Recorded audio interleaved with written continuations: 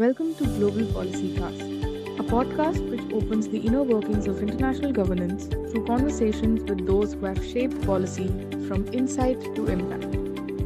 Hosted by Insights International with its co-founder Arpit Chaturvedi and Suresh Kumar, a career civil servant with nearly 40 years of implementing policy on the ground. Global ideas, real governance. Welcome to Global Policy Cast. In this episode of Global Policy Cast, Mr. Suresh Kumar and I sit down with Ms. Shelli Brunswick, who's the former Chief Operating Officer of the Space Foundation, a member of the Forbes Technology Council, a US Air Force veteran, and the author of the book, What Space Got to Do with It. Where one chapter is, on me and my work with Global Policy, Diplomacy and Sustainability Fellowship, or GPODs, where Shelli talks about our contribution as a learning ecosystem for the space sector. Well, Shelli is passionate about building ecosystems and leadership in the space sector and argues, whether we know it or not, we are all living in the space economy. And that is our next frontier. In fact, that is our current frontier. In a way, she says that we are already in space, if you think about it. We discuss about a whole range of issues from leadership, where Shelli says that it is not a popularity contest, but a listening contest. And we venture into government-private partnerships and policy making for the space sector. Listen on this episode of Global Policy Cast.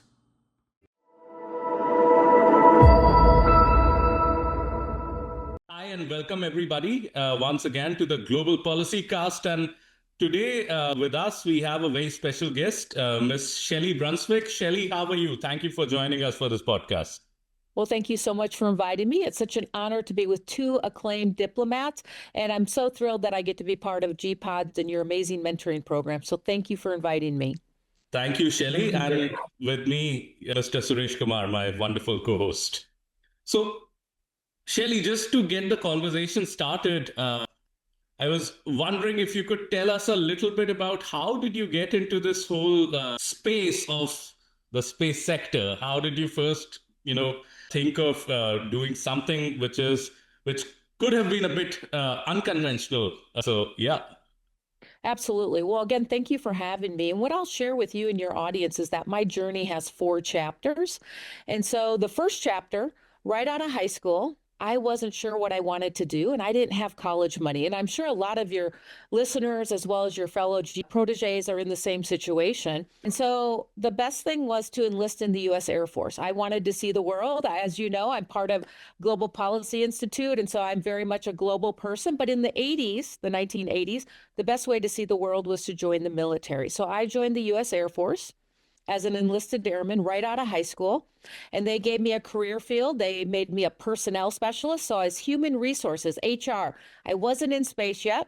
I was stationed in Turkey and Germany.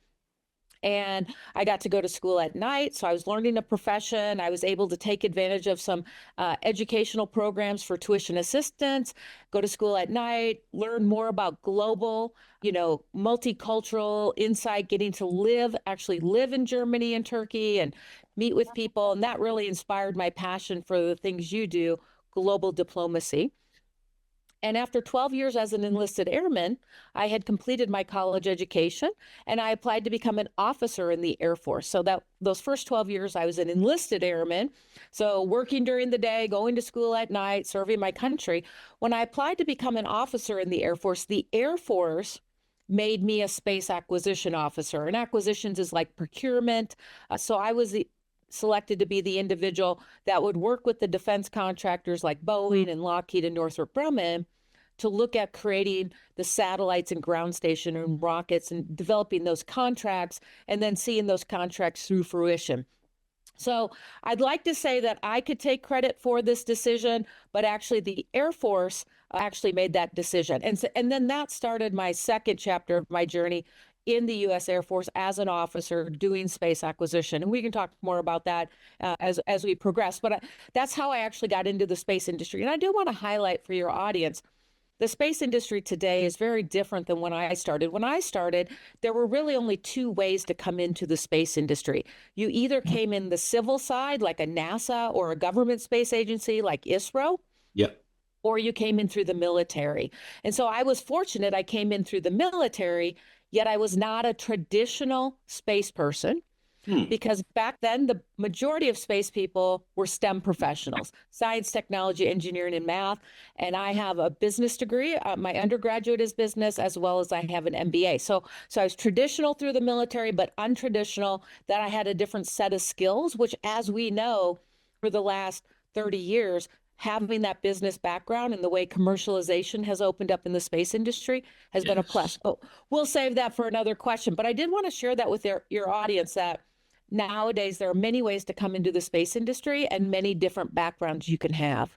Actually, Shelly, that's very helpful because I myself, for example, don't have a STEM degree, and I get asked all the time, and I'm sure a lot of our audiences would have this question that, okay, if I don't have STEM, can I have anything to do with space? So absolutely. I mean, first of all, we need Arpit, we need diplomats, we need policymakers, we need international relations, because everything in space is still at the international collaboration level. You know, every rocket that gets launched, every piece on that rocket, even if it falls off, belongs to that country. There's no rights of salvage like we have in international waters. So there's a lot of challenges going on with space. There's a lot of junk up there, space junk, and it all has to go to an organization called the United Nations Office of Outer Space Affairs. So for you, Arpit, as well as your many listeners and your GPODS fellows that I've met throughout the years, we need those diplomats, those policymakers to meet at the international level to help solve some of these challenges. Absolutely. Over to you, sir. Thank you, Arpit. Shelli, we've been talking earlier also. From space, I take you to different landscape of public policy. Now, your experience in space industry, your space policies and whatnot. What do you think? Why the public policy is getting more attention now these days? Every youngster, be that he's from any discipline, he's from engineering, he's from data science, he's from civil engineer or a manufacturing engineer and whatever, everybody is talking of public policy. Why is this greater interest in public policy making? Earlier, when we joined the civil services, when we were in the government, very sparingly policies were discussed in public domain. Policies were the work of backroom boys and civil servants, and policymakers will just pick up the thread and announce the public policies. And people will not discuss. There was not any intense debate like the way we see every decision taken by the governments, every decision taken by the corporate organizations, big corporations, be that the Google, Facebook, everything is discussed in public domain, and that too by the youngsters. I'm more intrigued by observing that there's a more interest of younger generation in making of the policies. Not only in implementation, I can understand. In implementation, people are impacted, people see some results, good or bad. So they definitely need to observe and comment. But people are now talking of how do we make policies, whether a policy is good or bad. And before implementation, before even observing or seeing implementation, the policy is commented upon. What do you think this is happening all across? It's not particularly, yes, it's more in India. I'm talking of experiences and learnings in India. But when I was last 3 months, I was in US. Before that, traveling to Europe. Everywhere you go, the younger generation, the next generation is talking of making of public policies. Who makes them? Why a policy is made in a particular way? What is this happening? Why do you think it's happening? Well, that is a wonderful question. And I do want to share, we talked about the first chapter of my journey. And in that second chapter, as an officer and space acquisition officer, I had several different roles. One was being that program manager, developing and working with government contractors on those space assets. I taught. I was a professor at Defense Acquisition University. And as you may recall, I culminated my career in the Air Force working on the U.S. Capitol Hill as a legislative liaison for the U.S. Air Force, representing the Air Force to members of Congress, their staffers, explaining why we do things, how we do things, why we need funding or don't need funding. So I think policy is really important because policy and good policy creates the framework that can unlock economic development. And one of the things I'll highlight as an example is in 2004, the US Congress and the president signed a law that allowed for commercialization of launch rockets. Up until 2004, you had to be procured through the US government, so whether it was NASA or the military. After 2004, that unlocked, that's where SpaceX and Blue Origin and Rocket Lab, up until that good policy to commercialize the rocket industry happened, the government was responsible. And we realized in 2004, when we commercialized that launch industry, there was some public-private partnership that helped those rocket companies get going. But we've now seen over the span of the 20 years that has driven down the cost of launching rockets. The government's no longer in the rocket business. They buy a launch based on as a service, and it's now allowed all this opportunity for nonprofits and government agencies and other governments and universities to now launch things to space. So I want to highlight the importance of good policy. Now, your question really focused on why is the public so interested, especially the young generation? I think there's a couple answers. Obviously, there's a lot of information out there. Back in the day when I was a young person, I guess I'm still young relatively, but younger, we did not have the internet. You had the newspaper, you had the nightly news, maybe on 3 channels. Maybe space was not, well, during the Apollo era, obviously space was very important, and everybody wanted to talk about space, not just in the US, but around the world, because it wasn't just the US, it was also the Russians. But I think as we see that information is more readily available through internet, and some of it may not be the normal news channels we're used to. I know there are some young people who only get their information from social media. So it's really important that great organizations like Arpit are putting out solid researched information, like the leadership series we're going to start in the new year. But it's really important we're putting that information out. I also think, as you shared, India is one of the largest democracies in the world, and people are very interested. So I think that's really important. And I think it's important not only for Indian citizens, but also US citizens want to know how their tax dollars are spent. Yep. So for all your audience listening, I want to highlight that for the Apollo program that put astronauts on the moon and returned them to Earth safely, for every $1 invested in the space industry, it was a $7 return. And in 2012, NASA did a study that said for every $1 invested in 2012, it was a $40 return. And I'm not talking about the government return. I'm actually talking about commercialization of space technology and startup companies. And we don't even have all of those included, because some of these companies are using the infrastructure of space and they're not being included as a space company. But think of Airbnb and Uber.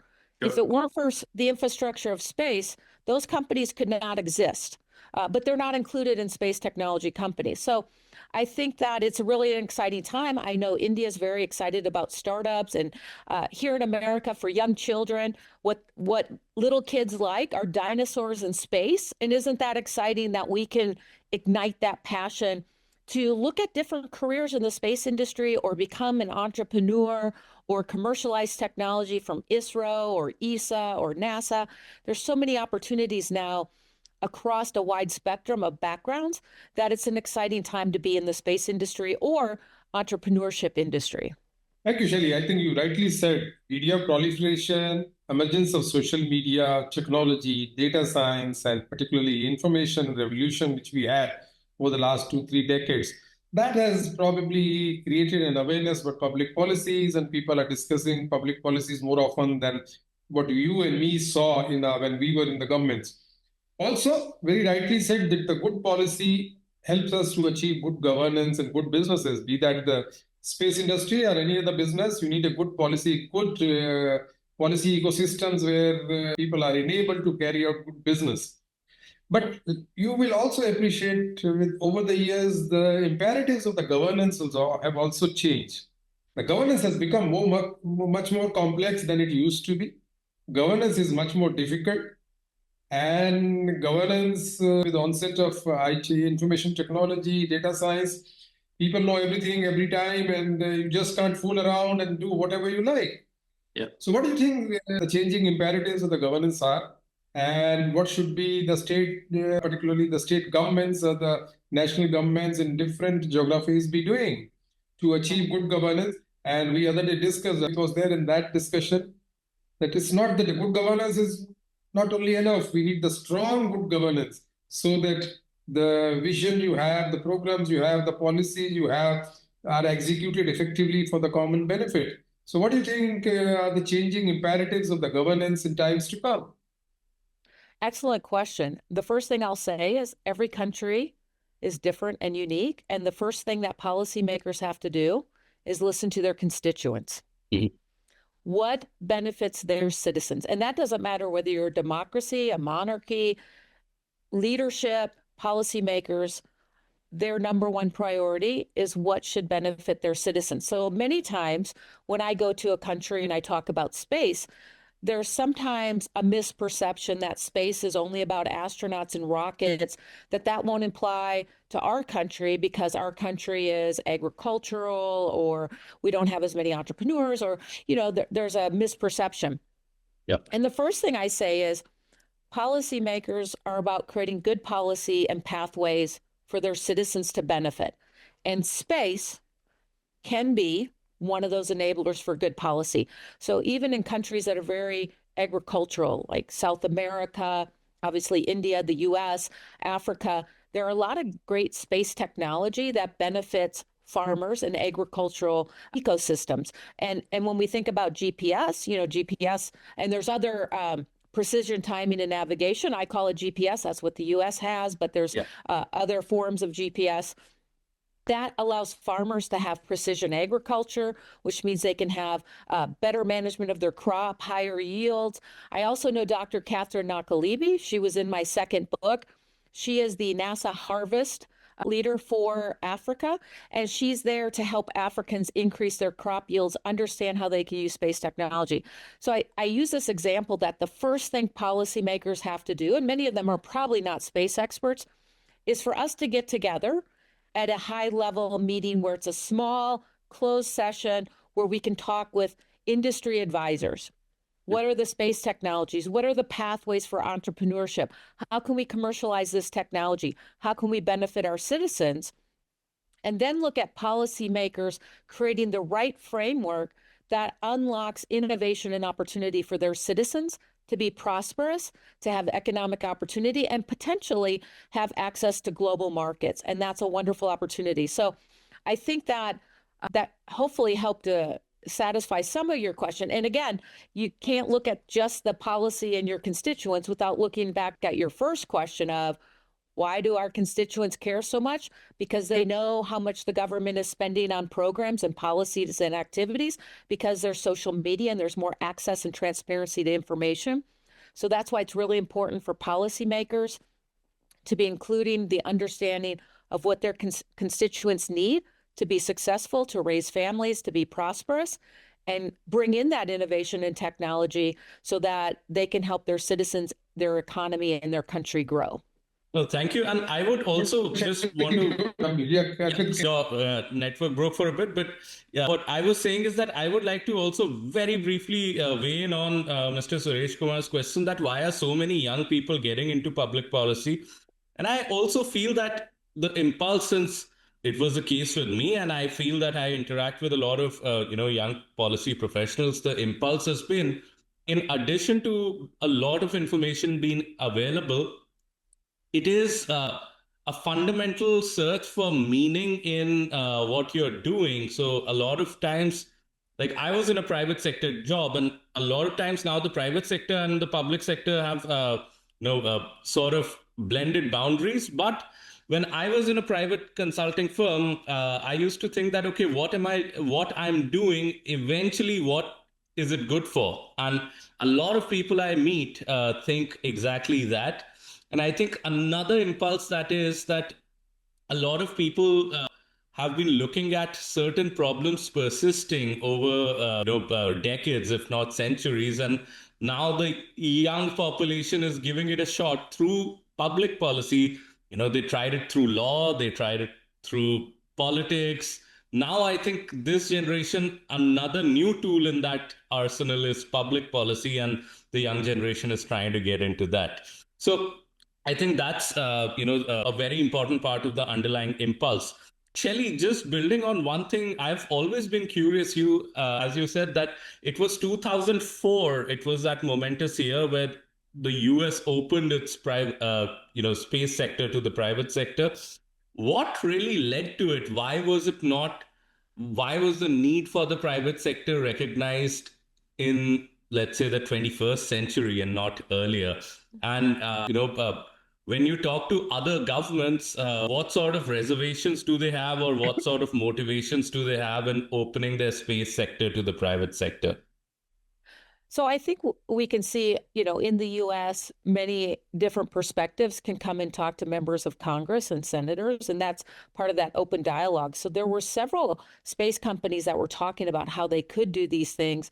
Many people are familiar with Elon Musk, who said, how much does it cost to launch a rocket? And he said, I can do it for less. And then he just he went to Russia and he went all over and he figured out, how can I lower the cost curve? And SpaceX, by lowering that cost curve, opened up the door for access to launch, not just for governments, but for industry, for academia, for emerging space nations. It was a game changer. So I'm going to go back to when I was in the Air Force as a acquisition officer. Mm-hmm. There's a role for government. And the role for government is when something is risky, there's no return on investment for the corporate side or the business side. And you can think like the Apollo program. There was no real understanding of what the return on investment would be. I mean, at the time, it was a space race between two countries, two governments. It wasn't really looked at through the lens of commercialization. But over the course of time, we've seen all the amazing technology that's been commercialized. Like we're talking on Zoom right now. In telecommunications, the genesis of telecommunications was from the Apollo program. Telecommunication was designed so we could talk to astronauts. And then this technology was commercialized. So a lot of the things that people use every day, they don't even realize it, came from the space industry. And so policymakers started to see that they did not need the government to be leading in the space sector anymore, because the space sector, especially for low Earth orbit, right above the Earth, telecommunications, Earth observation, that could be commercialized, and government could have more of an oversight role than a leadership role, because that could be commercialized. And now is the opportunity to pivot away from government doing low Earth orbit and those activities that commercial entities can take on. And now the government should look at what's the next step that may not have a big return on investment yet, but then would pave the way. And so the next big leap, and I say that somewhat tongue-in-cheek, as you know, the next great leap, one small step for mankind, is the U.S. along with India and more than 50 other countries are going to return to the moon, this time to stay. There's going to be a smaller version of the International Space Station that will be orbiting the moon called Gateway, and it'll allow astronauts to go back and forth to the moon to do scientific research, but also look at what are the things that could be done to commercialize the cislunar economy. So cislunar means from the Earth to the moon and back, and that's the next big step in that advancement of not only space innovation, but space economy. So two questions over there, Shelly. One is that when is this scheduled to start, or what's the intention that countries should start? And what does the cislunar economy consist of? Excellent question. So Artemis is already moving forward. And as I said, there are more than 50 nations that have signed the Artemis Accords.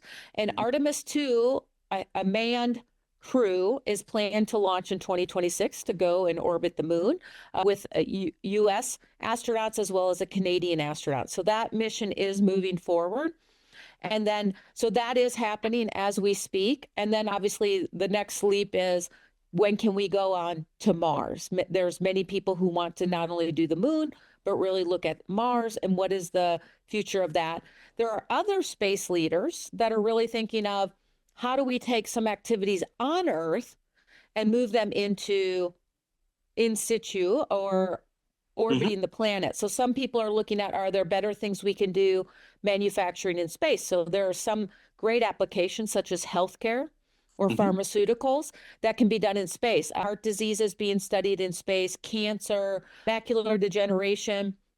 We can do so many more things in space in that microgravity environment for healthcare than we can do on Earth. So a lot of those applications can move off planet. We can also look at other things. We talk about all the data centers that are being put up for artificial intelligence and the big power demand. But some visionary leaders are talking about, why are we not putting those data centers off planet? If we put those in low Earth orbit, they're still there, and they have 24-hour access to the sun. So no problem. And that takes it off the planet. There's not an energy problem on the planet. So there's a lot of these challenges that we're seeing that space is a solution. We just have to think in a different way. So I'll share that with you. And these are the things that entrepreneurs and innovators are excited about, because what I've learned about entrepreneurs, whether you're an entrepreneur leading a company or you have an entrepreneurial mindset, working in a company, you don't have to be an entrepreneur with your own company to have an entrepreneurial mindset. I call it a space mindset. You have to be open and innovative. So a lot of the innovators out there are looking at some of the challenges, especially the Sustainable Development Goals that we're seeing here on Earth. And in every one of those 17 Sustainable Development Goals, space is part of an enabler to create a solution. Actually, I ask a very, very basic thing. Is private really private? Can the private enterprise be truly and really and wholly private? Can they ignore the public policy? Can they ignore the public purpose? Can they ignore the public interest? If they cannot ignore public, the essence of any private enterprise, if it is not for the common good, for the benefits of citizens, for the common man, can they really survive in any society, be that the developed society or developing society? So I always raise this fundamental question, is private really private? Can a private enterprise ignore the public purpose of its existence? What's your take on that? Well, absolutely. So the role of government is to create the framework and policies and create the oversight. So in the US, we have several committees on Capitol Hill that oversee different parts of the economy, whether it's science, justice, commerce. So there's different legislation, the military. And so there is oversight and then enforcement of those laws and rules and regulations. Some of the things the government can do better, though, is can they make it easier for there to be policy that is easy to navigate? So right now in the US, sometimes the space policy is a bit challenging because the US has had 60 years of legacy policy. So emerging countries are having a much easier time setting up space policy because they don't have a history of it. In the US, many different government agencies oversee space policy: the Department of Commerce, the military, civil space, the FAA, the Department of Transportation. So it becomes very difficult for entities and private sector companies to navigate. So yes, private companies are private. They do have a voice. They can contribute to campaigns. They do get to meet with policymakers. Policymakers do create impact to those companies. If they violate those policies, those laws, they will be sued and can be fined by government entities. So there is oversight, but there is also public-private partnerships where, for instance, when I talked about that 2004 legislation, we didn't just say, the policymakers didn't just say, good luck.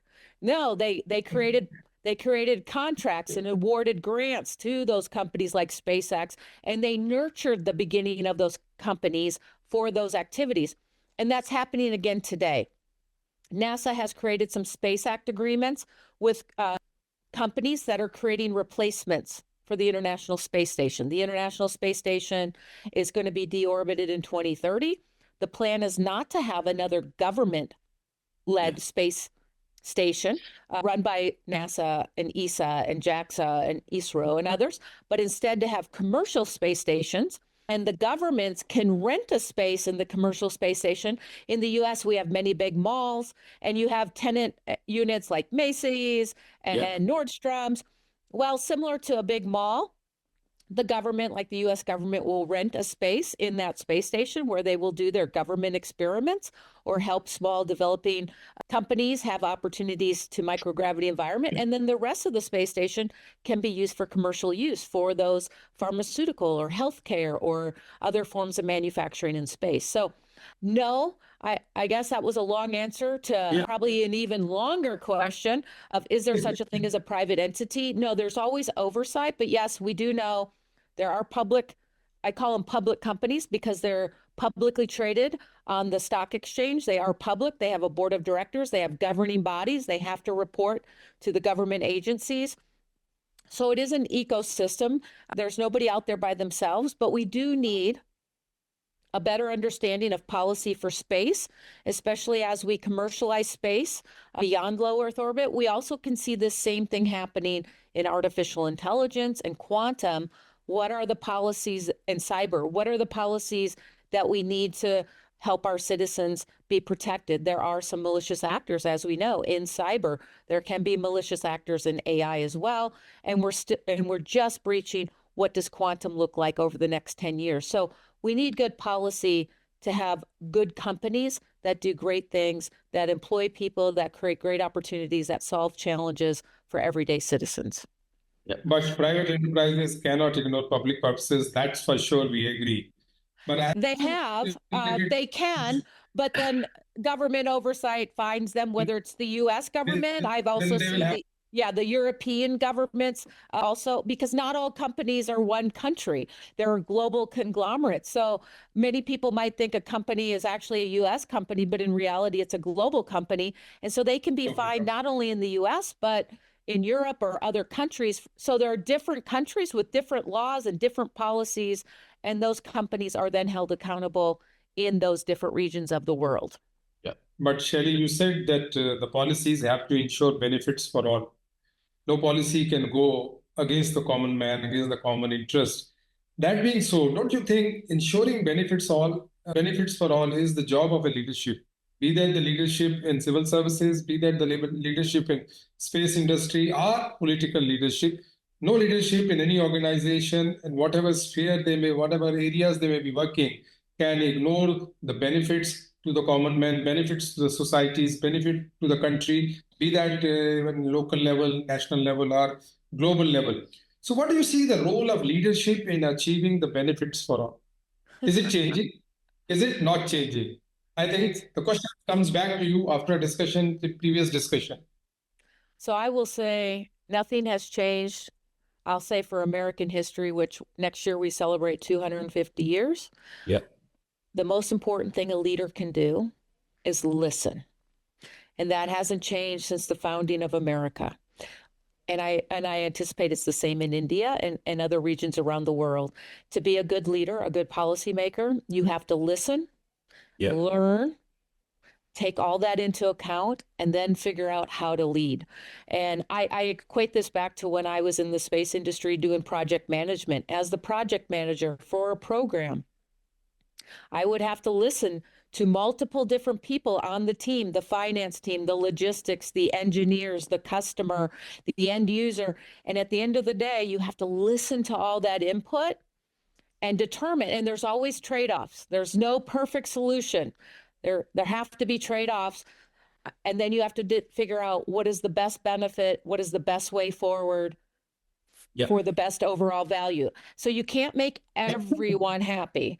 And that's okay. As a leader, you have to know that you can't make everyone happy. You're not in a popularity contest. You're in a listening contest to listen and learn from everyone and then determine what is the best way forward. What is the best policy and decision you can make right now with the information you've received?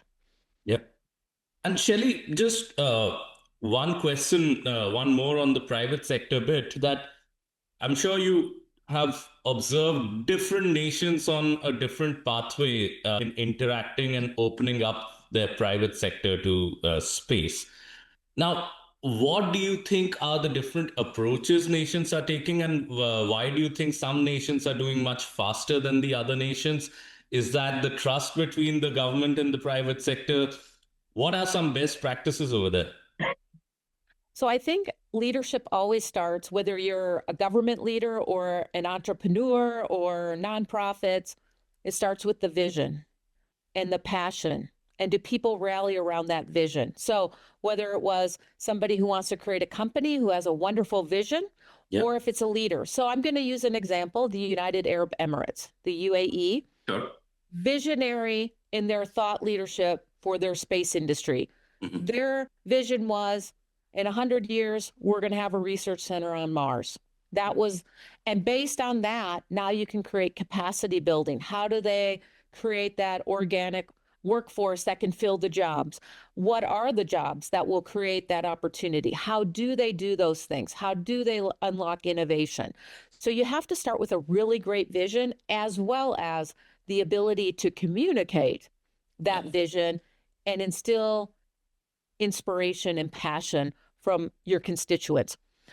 I'm going to say the UAE has a wonderful visionary leadership. I've also spoken with the CEO, Dr. Al, from the CEO of the Bahrainian Space Agency. And again, Bahrain, great space vision, where they wanted to be, how they wanted to commercialize technology, create that capacity building in their country.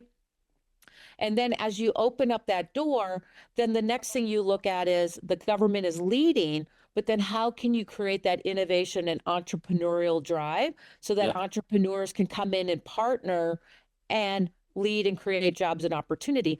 The other thing I'll share a lot, what I've seen in Africa, is the leapfrogging of technology. So everyone looks at the US or China or Russia, and how we did it. We built launch facilities, we have astronauts, we got this.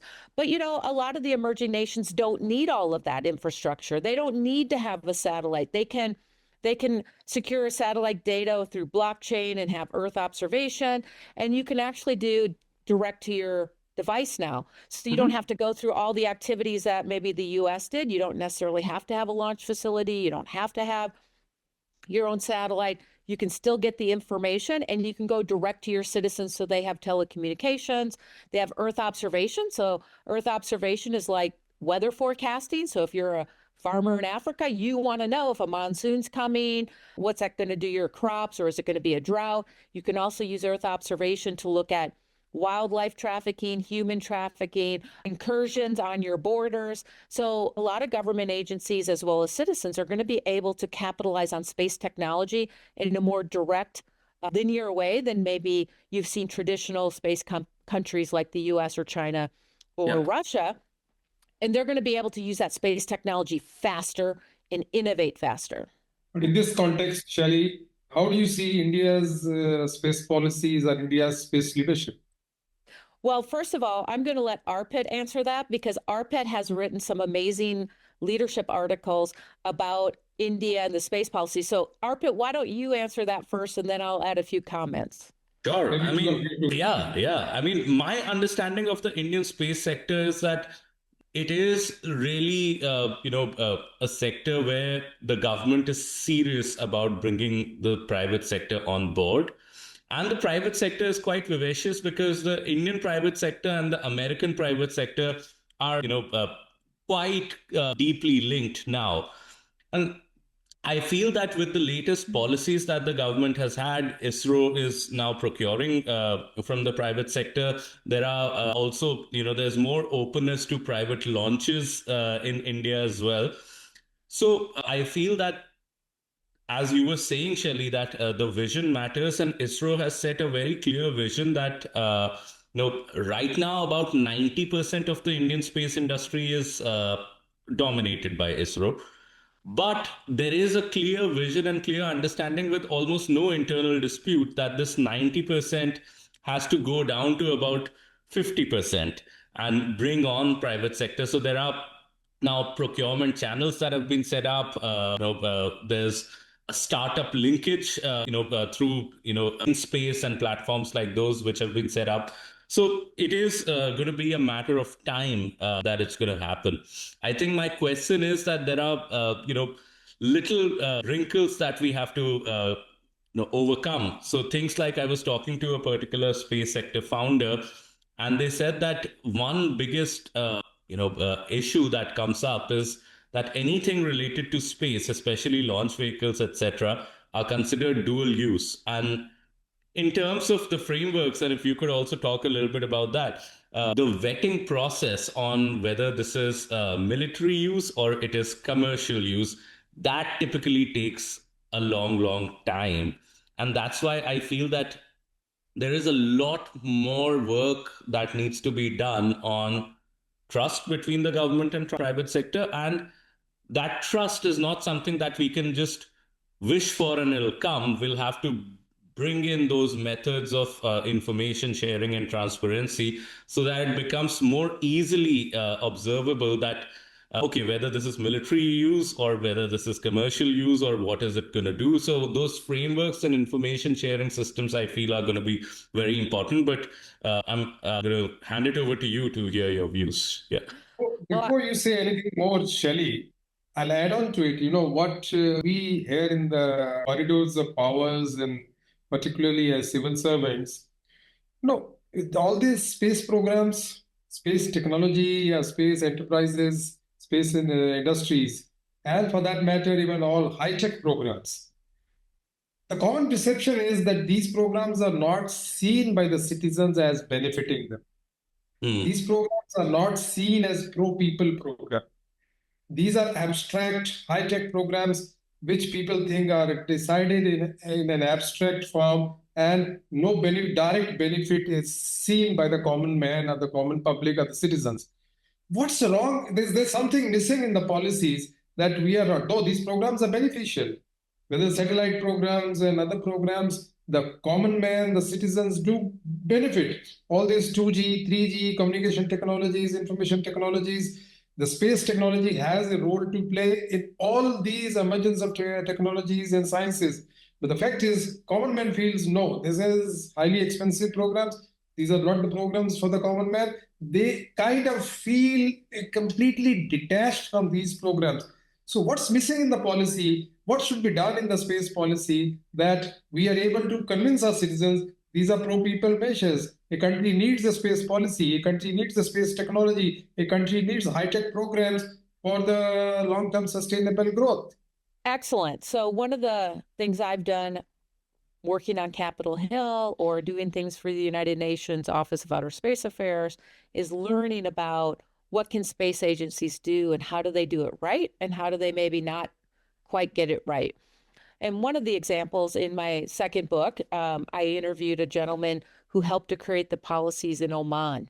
And he highlighted the importance of that education and outreach. Before you can create policies and all procedures and create a space industry, you have to be going out and talking to your citizens, your constituents about why this is important, how it will benefit them, why they should be on board. I also talked to some countries who thought their citizens would be so excited they launched a nano satellite, which is very tall, nanosat. And when their constituents heard about it, they were like, why did you waste all this money and do all of this? The misunderstanding of they thought their citizens would see a sense of national pride because they launched a nanosatellite, and their citizens did not see it that way because they were missing that listening and doing that education and outreach. So to build a solid space policy in emerging, or not even necessarily emerging, even in the United States, we have to be out there explaining why are we returning to the moon and going on to Mars? Why is this beneficial? What does this unlock? What are the benefits? How does it help you? Yeah.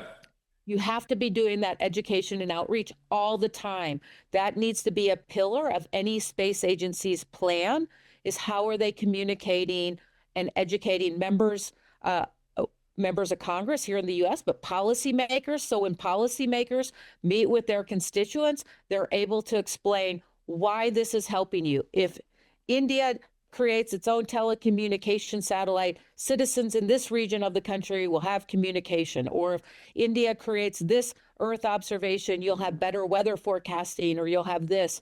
So it's really about explaining how these things will benefit you. Like I shared with you, telecommunications, Zoom technology, Teams, Google Meets, all came from the space industry. The other form of technology I really love is fire retardant clothing. So think about firefighters. Fire retardant clothing also came from the Apollo era because some astronauts, their capsule caught on fire and they died in a capsule. And because of that, NASA created fire retardant clothing. It was then commercialized for babies and babies' cribs and furniture, but also for firefighters. And Arpit already knows my husband was a firefighter for 30 years. And because of fire retardant clothing, designed from the Apollo era, he got to come home every day. So it's being able to be out there and explain these stories so that citizens understand that space isn't just for those billionaires or rockets, it's for all of us, and it benefits us, and we may not even know the benefits we're enjoying and reaping because of space technology. I shared the example of Uber and Airbnb. Nobody would know that technology, those companies could not exist without the infrastructure of space. So imagine if we didn't have Uber and Airbnb, or think of all the other, you have financial apps. Whenever you use a credit card, that is locking on to that GPS and putting a date timestamp to validate that that's a legal transaction from your credit card. It's kind of the first form of blockchain before we even knew what blockchain was. So again, it's really important to be able to explain to citizens intangible benefits, how their dollars or money is being used to benefit them. I think these explanations and communications to the common man have to be in the most simple, most commonly understood language. The problem is that we do not communicate with the citizens in the language they understand, in the context in which they live. The benefits are multiple and manifold, but the fact is the information is not reaching as fast in as easily understood language to the common man. And that's where this communication gap, and there's a distortion in understanding the benefits of space technology, or for that matter, any technological innovations or interventions. So, and I'll say in my second book, I have a whole chapter on the importance of storytelling. I can give you all the facts and figures that would make a chief financial officer thrilled. That's the head, but you don't move people unless you reach their heart. And how you reach their heart is you connect with them through stories. And actually, no compulsion that we should do this, but I'm thinking, sir, you have dealt with a lot of people on the ground and a lot of farmers. If you were to take a shot at explaining, okay, why is this space thing that we're doing important, how would you approach it? See, Arpit, you have to take recourse to the communication means which are commonly used. Now, the most commonly mode of communication is mobile telephony. Yes. Now, nobody knows at the village level, at the grassroots, how this message, like you sitting in US and I'm sitting in India, Shelli is on some other geographies. How is this communication traveling to them? How is that people can now, earlier they would wait for hours together to make a telephonic call to US or Europe or anywhere to their friends, relatives, sons and daughters. Today, they can just press 5 buttons and then get through the call and talk one-to-one. These commonly used modes of communication, which are basically an outcome, and they have emerged on this surface in this planet because of technology, because of space technology, as Shelli was explaining. These things we need to tell them. Unfortunately, as Shelli also mentioned, whether it is in our schools, colleges, and universities, everybody knows mobile telephone has come. Yeah. How does it work? Whether it was possible to have mobile telephones without the satellites, without space connectivity? Nobody is explaining these things, even not to leave aside the common man, people who have not been to the universities and school, even to those who've been to universities and school. So we need to be very, very clear what we intend to tell. And when we have told mobile, everybody, in India, every transport owner, every small little farmer, the big farmer, the poor, they may not have enough food at their home. They may not have many things for their kids. They have an internet package. Mobile internet banking. So these two things have the mobile card, these UPI cards and the credit cards and debit cards. Everybody knows these things. How are these made? How do the UPI system, the online banking and online payment systems work? These things need to be explained in schools and colleges to the common man, to the not so literate people in the most commonly understood language. Unfortunately, there is still no effort on that. As a result, all these high-tech programs, on the one side, people are taking advantage. Yes. People are availing the benefit. As we said, no leadership, no policy can look into this. I still remember when all these, you remember, I think Shelly may not know, Shelly may have read about it, when all these issues of non-transparent transactions in 2G spectrum sale and 3G spectrum sale was raised. And our Prime Minister stood up in the Parliament. He said, I have no issue. You can auction the 2G spectrum at any cost, but who will bear the cost? It's not the operator who gets the bid or the tender or the contract. It's the consumer who pays the cost. Yeah. And when the cost increases with the consumer starts blaming the Prime Minister, the politics, the government, or the policies. Because he doesn't know, because all this communication comes through space technology or technological intervention or the space intervention, and everything has a price to pay. And the government pays that price. That's why, though they raise the bogey of non-transparent transactions, the corruption in auctionings, 2G spectrum, 3G spectrum, nothing could be proved. And today, year 2000, I bought my first mobile. Yeah. I used to pay 5,000 to 10,000 bucks a month as the monthly charge or monthly expense. Today it's 500 bucks, 1,000 bucks. It's come down 10, 20, 30 times. The cost is coming down. Technology is becoming more invasive, pervasive, and widespread. These benefits need to be explained to the common man to make our programs, to make our technology programs more widely known, more successful, more citizen-oriented. Oh, absolutely. Absolutely. And just building on that, Shelly, in the US, you would have certainly experienced that the Apollo 11 program, when that was launched, and ever since that, NASA has done a tremendous amount of outreach to schools, to universities. How was the space sector, quote unquote, sold to people's mind by the government? What was happening on the ground over here? Well, at the time when Apollo was happening, it was a space race. It was a different time. You had 3 TV channels. So NASA was talking about it. And as we know, we were in a space race with the Russians. So very different national pride and activities and Sputnik. And so there was a lot of things happening. Yuri Gagarin, the first astronaut in space, was from Russia.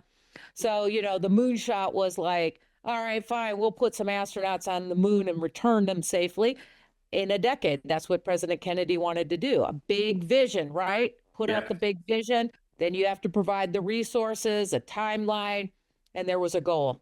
The thing is, so there was an excitement. Kids wanted to be astronauts. They wanted to study the STEM programs. Today, there's so much information. So it's not just 3 channels anymore. It's thousands of channels and social media.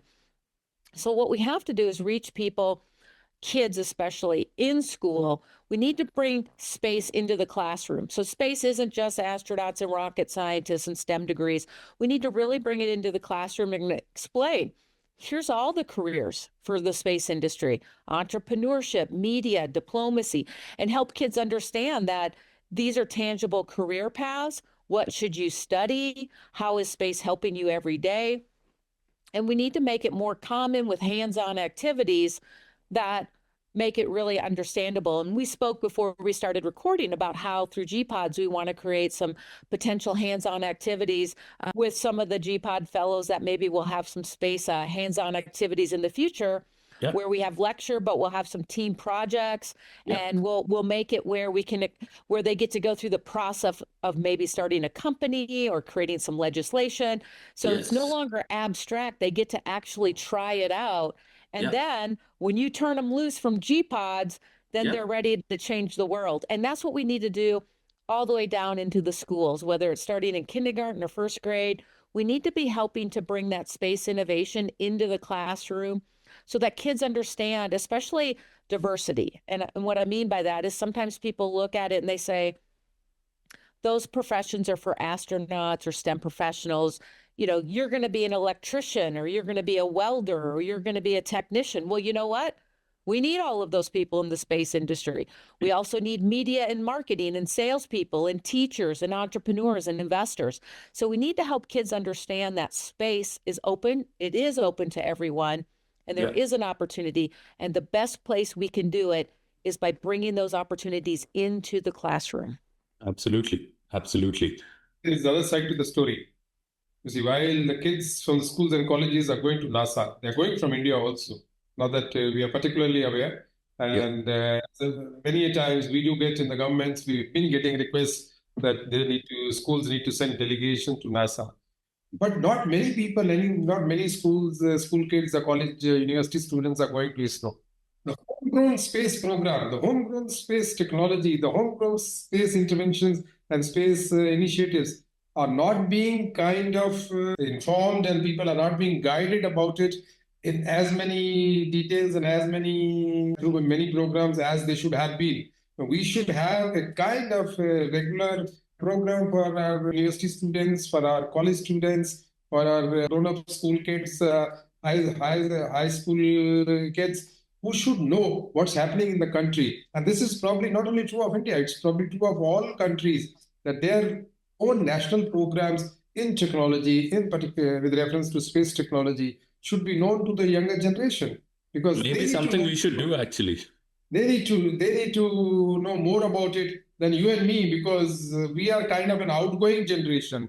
The incoming generation, the new generation, the younger generation, and if one uses the word, the Gen Zs must know what's happening in their countries in terms of technology. It's easy to say, don't ban Facebook, don't ban LinkedIn or other social media. But the fact is how social media functions, how Facebook and other modes of telecommunication function. We need to guide our younger generation so that the negatives will always be there, but the positive outcomes are more widely pronounced, more widely availed than they are at present, particularly in less developed countries. Yeah. And I'm just floating around the idea. Maybe we should look at who are our contacts in ISRO and, do a school to ISRO program in India.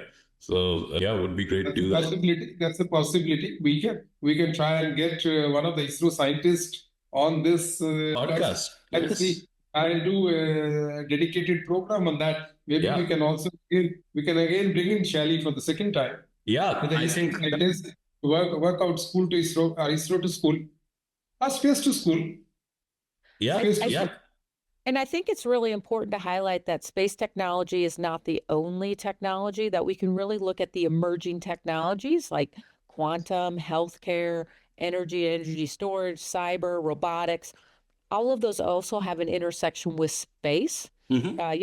Robotics is not new. We have robots on Mars, cyber and autonomous navigation. Those rovers on Mars are already doing autonomous decision-making with AI. So I think it's also important to highlight that the other emerging technologies, quantum, AI, cyber, robotics, etc., also have a linkage with space. And those are things that we should also be bringing into the classroom so students can understand these are multiple career paths, whether you're excited about AI or space and AI. There are different opportunities to pursue pathways, whether with ISRO or other governments or as entrepreneurs. We talked about entrepreneurs. The World Economic Forum lists innovative entrepreneurs, and many of them are from India. Many of them from India are doing great space programs. So there's lots of amazing entrepreneurs in India who are creating companies, creating jobs, and you need to be helping kids understand that, yes, there are jobs being created in India that relate to this technology, and these could be also opportunities to create a career path that could be different than what you might have thought was available before. But don't you think, Shelli, that takes me to this idea that there is a greater need for global cooperation in space technology, space interventions, than what we talk. We always keep talking about small businesses, trade tariffs, these things we always talking. But the global cooperation, greater global cooperation in space technology, in the space sector is required to kind of achieve better interdependence of technologies and better results from emerging technologies? So I did share earlier the United Nations Office of Outer Space Affairs. There are a number of activities that they oversee Absolutely. Anytime it leaves the planet, it's a global collaboration. How do we work together? The likelihood of new treaties, because that's what you would have to have are treaties, how we operate in space. The current treaties are a bit outdated. We're not able to get there at this point. So that's why the Artemis Accords was created. It's a guideline how we could work together as we become an interplanetary species, initially going to the moon. And technically the moon, they believe, is part of the Earth. So it's one ecosystem. But as you go on to Mars, how that changes and what are the policies, what are the legal ramifications. There are people looking at data rights, what happens with all this data from all these activities that happen off planet. And again, I know medical people who are looking at this protection of information. So there's a whole opening for policymakers as we look at what does that next level of technology envision. And again, there are some visionaries who say, thousands of people are going to be going to the moon and Mars. And there are some people who are saying it's going to be robots. Either way, those robots or people, what happens to that information? How is it collected? So there's so many things that policymakers need to talk about collectively. One of the best places to do that is at the International Astronautical Congress. It takes place every year around different locations around the world. 2026, it will be in Turkey. 2027, it's going to be in Poland. And 2028, it's going to be in Uzbekistan. Mm-hmm. And that's a great place where these policymakers get together to talk about policy, space law, and other things. So that's one opportunity. And again, UNUSA has other forums for space lawyers. It's called IILS, I believe. The Institute of International Lawyers for Space or something like that. And I don't want to say that's exactly, but it's IILS. And I know many lawyers who are part of that as well, who are talking about how do we work together across national boundaries. Yep. In fact, I wanted to ask you this question while you answered already that, is there any multilateral forum, dedicated, fully committed forum where space policies, space technologies are debated by all the big countries, Russia, USA, European countries, India, China. They sit down, sit together and debate space technology, share knowledge, share information, share their experiences to achieve the best for our citizens, not really particularly in any country, but globally for all citizens. If we have to achieve the best possible, probably they need to share knowledge and information on this. So there have to be a dedicated, I mean, you're always talking about WTO, and you then come back home and talk of nationalism and impose tariff and negate WTO. But which forum is dealing with the space technology and debating space technology to ensure the benefit goes to all and it is more equitable and more equally distributed than what it is now? So again, I shared that United Nations Office of Outer Space Affairs, not just at IAC, they have other meetings. And Arpit, you're probably more familiar with some of those other meetings that take place in Vienna, where their headquarters is, and elsewhere throughout the year. The challenge is we can all come together and talk at a global level, but at the end of the day, we all have to go home and talk to our citizens. Yes. And our citizens have to buy into those strategies. And that's where it becomes challenging, especially right now with not the inability to pass new treaties where we can all agree to treaties and how we're going to operate with norms of behavior. So Arpit, I know that's your area of expertise and your background. So I'd love to hear your thoughts about diplomacy and what can we do next? I mean, my interest over there, Shelli, has been that space is one of those unique sectors where, the worst of the adversaries have come together. I mean, Russia and the United States have collaborated on the International Space Station. It's not saying that, sometimes the nationalistic impulses don't interfere with those collaborations. They would. But just thinking pure game theoretically, I see that space, since it provides you almost unlimited frontiers, it would be the most logical place for adversaries to come together and find something to collaborate on. The structure of the game is such that it's not a finite resource thing. And I think, except for the later hiccups that the International Space Station saw with Russia,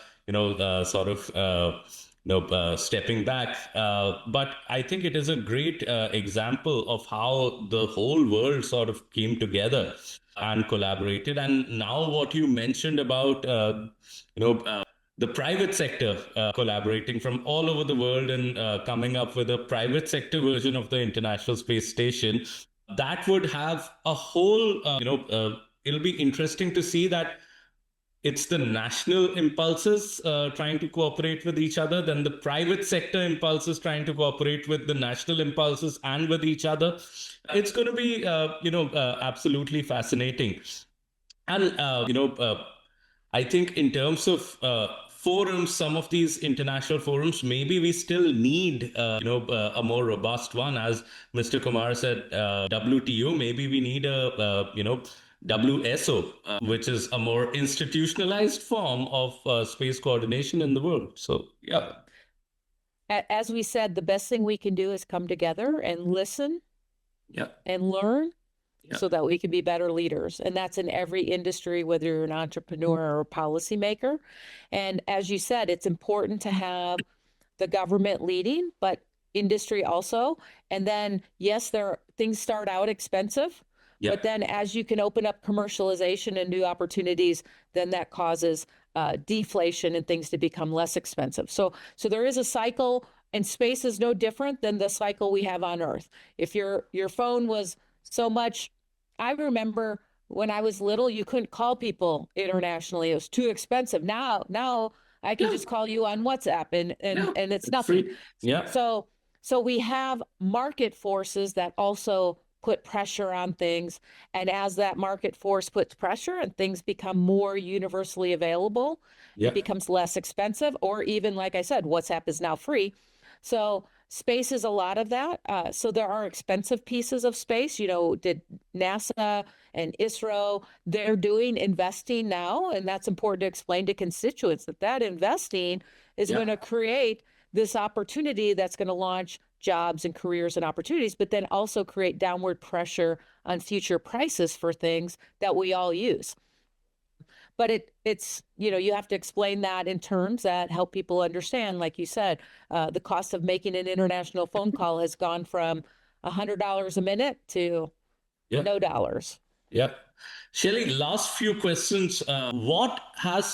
Since you've been in the space industry for a long time now, what's something about space that has surprised you the most? Something that you were not, expecting to learn and you found out?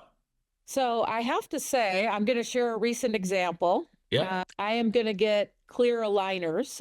Some of you may know them as like Invisaligners. So instead of adults getting braces, you can get these aligners. Okay. And so I'm going to get a new smile in 2026. I did not know that the clear aligners, that's the general term for Invisalign, clear aligners, came from the space industry.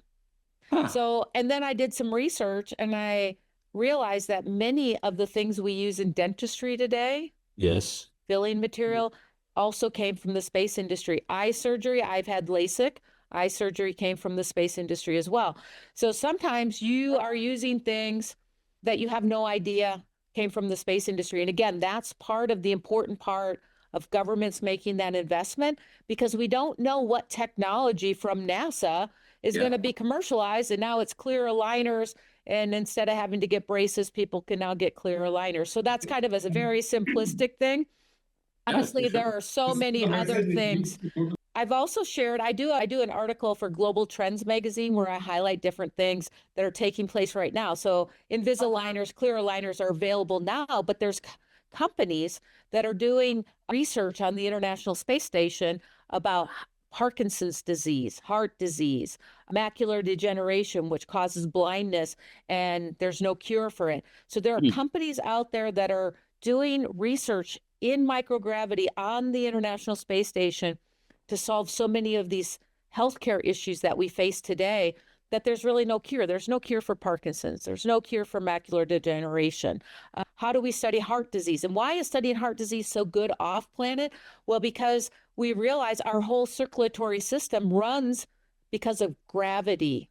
Sure. And we've learned by putting astronauts in space that losing that gravity has changed their circulatory system and made changes to them. Women experience osteoporosis on Earth. We experience it even more severely off planet because gravity helps us maintain our bone density. When we live off planet, we lose bone density. So what we're learning is all these healthcare applications. So I use some simple ones with getting a better smile, but think about all these other technologies we're learning that can improve the quality of life. Imagine the benefit. The company I know, Lambda Vision, that's trying to solve macular degeneration. So as we get older, many people lose their sight and there's no cure. What Lambda Vision is doing in partnership with NASA and the International Space Station is 3D printing a protein replacement lens for your eye. They're not a space company. They could print that organic material on Earth. The problem is gravity causes a lot of flaws in that protein layer, and you don't want to put that in your eye. So there's a lot of waste. Whereas doing it in microgravity environment, it's a better quality of product. It's a better return on investment. So it's not about being in the space industry. It's what's the best return on investment for a company. And their best return on investment is 3D printing a lens replacement off planet. So there are products right now that are actually manufactured off of Earth. So they are manufacturing for macular degeneration for Lambda Vision. They are doing manufacturing in space. It's not widely available because, it has to go through the U.S. federal government agencies. But yes, they are doing things. There are studies being done on heart disease, on Parkinson's, and so many others. Osteoporosis, there are some technologies they're developing that we can use now on Earth that help reverse osteoporosis based on space studies. So it's really an exciting time. And again, I used a very simple example about your dental because so many kids and adults get clear aligners and then not to even realize that you're using space technology. And of course, as you know, Arpit, one of my favorite forms of space technology, many of your cameras are using NASA imaging technology for your selfies. And if you're with me at a conference, I hope we can do a selfie. And many times people don't know that camera in your phone may have been from NASA. Indeed. All this information needs to go in public domain, and people, the common man, the ordinary citizens of all nations should know this, that the space technology is used for health sciences, space technology is used for education, space technology is used for mobile telephone, and maybe many more things, maybe in the food industry, and maybe in many in agriculture interventions and agriculture technological designs. So all this information has to be in Commonwealth. But I'll take you to one very pertinent issue, which is very dear to me. I don't know Arpit likes it or not. This is the issue of unethical practices by the leadership. Whether you are in politics, whether you are in space industry, whether you are in any other industry, whether you are a civil servant, in whichever area you are working, in whichever country you are working, one problem with the common man faces is more acutely is the unethical practices in governance. The unethical practices primarily by the top leadership. And these unethical practices really hit the common man because they then give courage the wrong policies, the policies which do not benefit the common man or which go against the public interest. Now, that's where you have seen it, what happened in Nepal, what happened in Bangladesh, and maybe many other countries, because we are particularly concerned about these two neighboring countries, because the regime had to change, the new people had to be brought in without the democratic processes, without going through the process of elections and voting. Some people were imposed from outside, and some people were installed as the head of the nation temporarily by people say external forces. I don't know how far that is true, but the fact is the people did not like, the younger generation do not like, in particularly the unethical practices, the corruption in governance, the corruption in governments, corruption in the corporate world and businesses, because they probably feel that these people, so whether those are political people in power, those are bureaucrats in power, those are scientists and other people in positions of power, they are probably playing with the money, the public money, and that's which is the next generation, the younger generation is not willing to tolerate.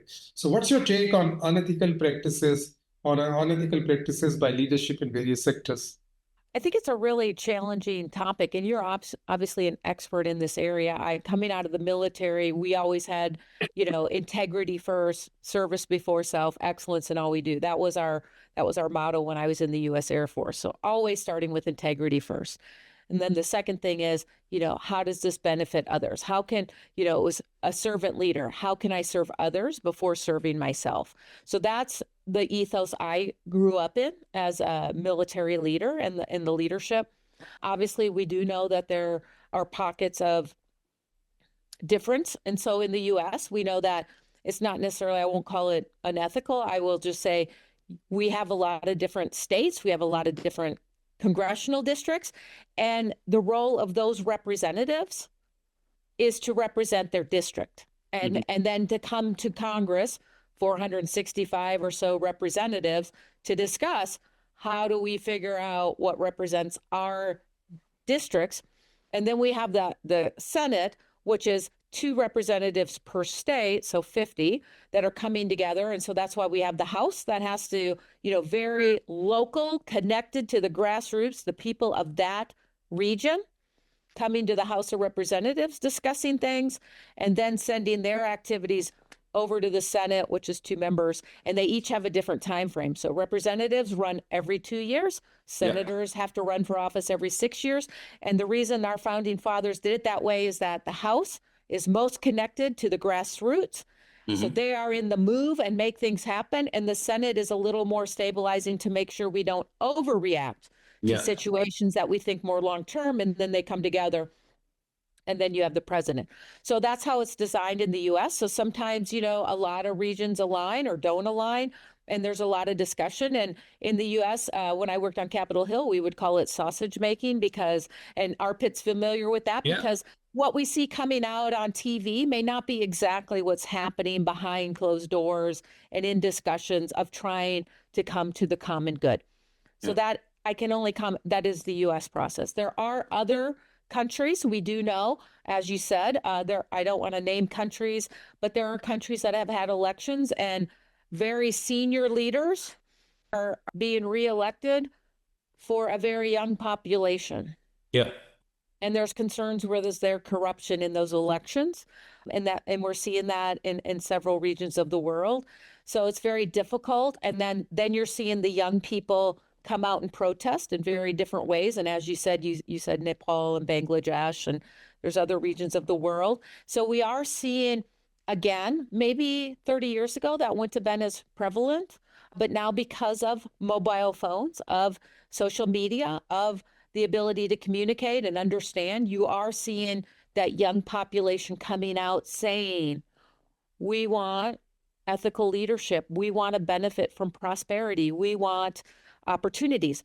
And that's why I always try to come back to space technology, not as space for space, but it's space for humanity. It's space to create jobs. It's space so that you can have a good opportunity to create a company or create jobs or unlock technology that benefits people. It's really about tying that space or quantum or AI. AI is another area of technology that people are very afraid of. We're seeing a lot of people losing jobs in the US right now. We know that new jobs are going to be created because of AI, but we're not seeing that linear job loss to job creation just yet. And so there's a lot of fear, a lot of people, a lot of citizens are concerned.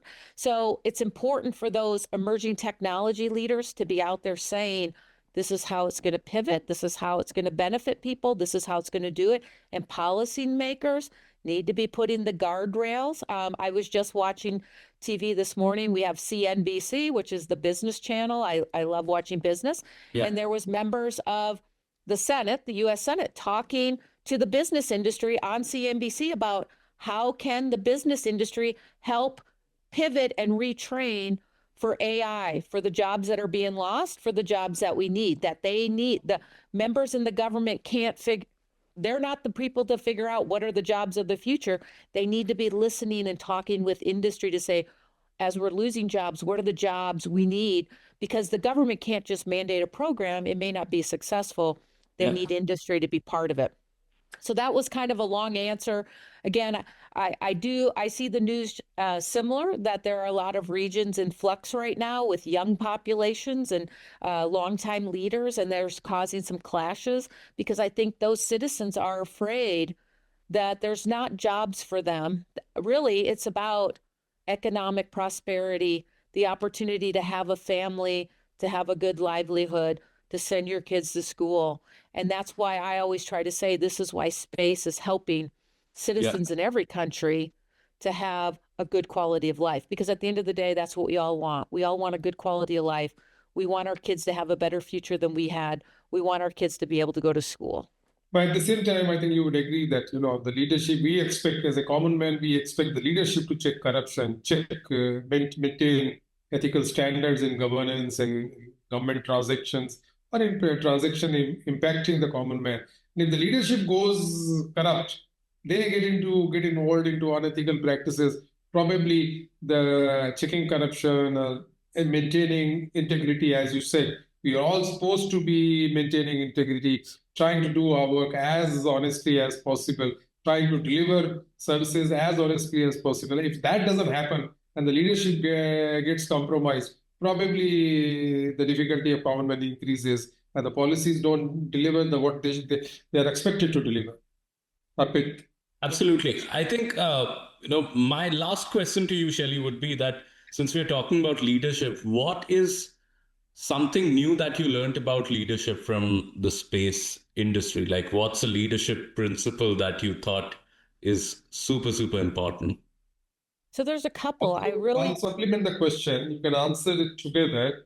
Yeah. What is your take? What's your lesson or learning from the leadership in space? Also, what's your message for the next generation? Based on your learning, what message do you think as a leader in space technology, as a person who knows the space industry so well, and space policies or the importance of public policy so well, what's your message to the next generation? How should they view public policy and governance in keeping with the emerging science, data, technologies? Yep.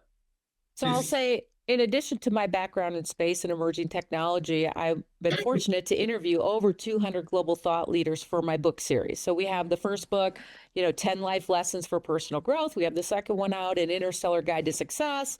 And then the third one's going to be Out of This World Leadership.